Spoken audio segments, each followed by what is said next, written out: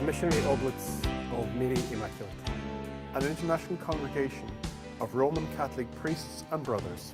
There are over 4,000 oblates, bringing the good news of Jesus Christ to people in over 70 countries around the world. We are guided by the spirit of our founder, St. Eugene de Masnod, to preach the gospel to the poor.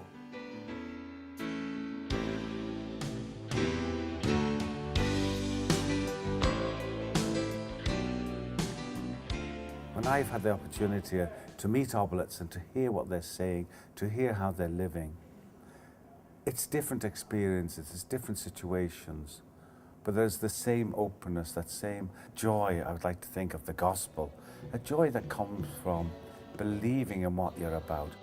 They work with the people. They don't stand at a distance. They don't stand behind the church or in the church.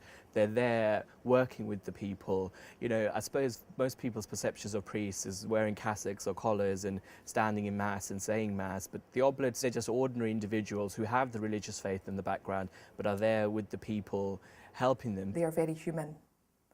They are very open, and they're ordinary men. And you see that side of them, and you see that humanity, and you see the personality, and you really actually get to know the person behind the collar, if you like. I think what I see in the Oblates are a group of men who are committed to making a difference in some way by being there as listening ear to people. They have that compassion. There's something really different in a special way about the Oblates, that they don't see themselves removed from the parishioners or from the community. But there's something about the Oblates that I think they have time for people, and everything they do is focused on people. It's not focused on the church as an abstract thing. It's focused on the people within it. With the Oblates, in parallel to the diocesan clergy, is their sense of community and their sense of being together and their care for one another. And I suppose it's something about belonging to a larger family and moving around a lot more. They're one big family that work together not to help themselves, but to help others. They seem to just love giving up time and, you know, energy and effort to make little differences in people's lives. It's about the Oblates just being with the people in no great, audacious manner, but just being there for them and accompanying them in their troubles and in their sorrows and in their joys, just walking with them. I'll describe them as people who want to get involved with anyone who they feel needs someone around them. The most important word there is care, people who actually care about other people. They're not about boasting or saying what they actually do, but when you do begin to see what they do, it's unbelievable. It brings tears to your eyes.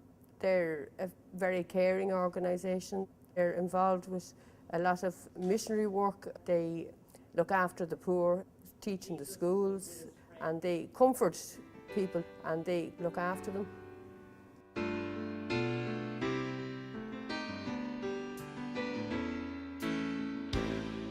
Serving the gospel as an oblate means serving the world, serving the church throughout the world. 70 countries.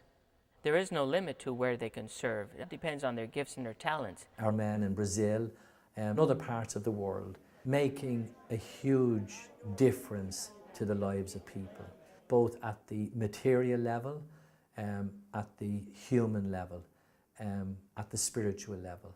I've seen it in Tijuana, where the Oblates are definitely a part of the lives of the people. And just to see how the Oblates help build up the lives of the people. They decide they will go to the remotest part of our country where it's hard to get to the people. Sometimes they have to go by boat. For example, we went out to a mission in the West, and they probably only get a priest once in 6 months. And people probably have forgotten the order of the Mass, and you have to teach people over and over again to have the patience to actually work with people because you want them to hear the word of God. They're like actually real people who like get down on your level, but are also like can be spiritual leaders too. I think that's the connection that you have to make, especially when dealing with young people, because they're not going to want to talk to someone who's way out there, holier than thou. They're Christ in the world today in such a way that we see sort of the divinity of Christ through them and also the humanity of Christ through them.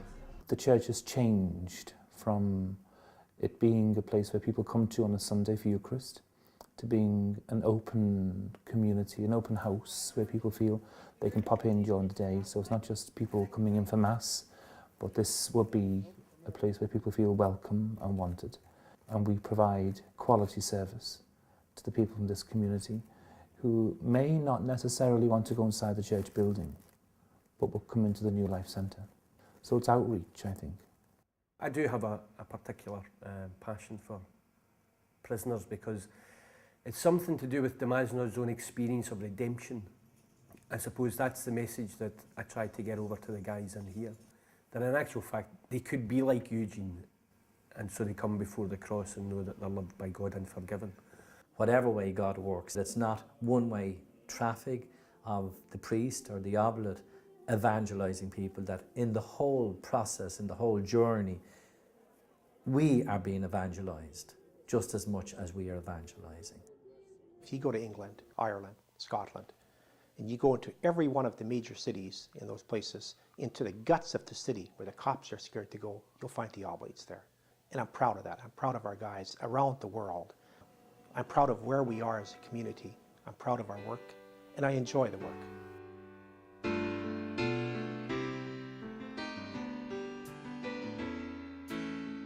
One of the fundamental, I think, issues which everybody has to address is, what is the purpose of life?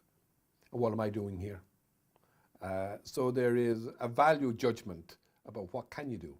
And for me, it was, helping people to get to God. I think that's one of the best things you can spend your life at. I would love to work among the young people and see how, if I can develop programs that would help them grow responsibly, and be able to withstand the different societal evils that have befallen really our world today. And if I can be part of that cause, then that will really be something. That year after college, I really was saying, what is God calling me? In what way? In what direction?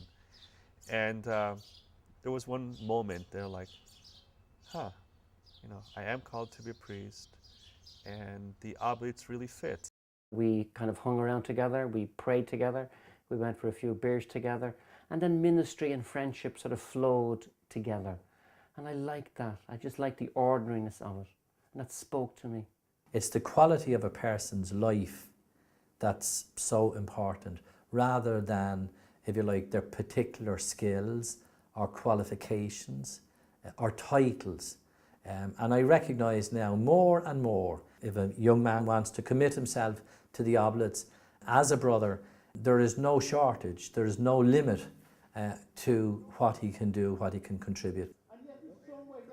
If you believe you're being called to a religious vocation as a brother or a priest, come visit us, walk with us, as you discern where God is calling you. Ours is not an easy life, but it's a great life. And it might just be the life for you.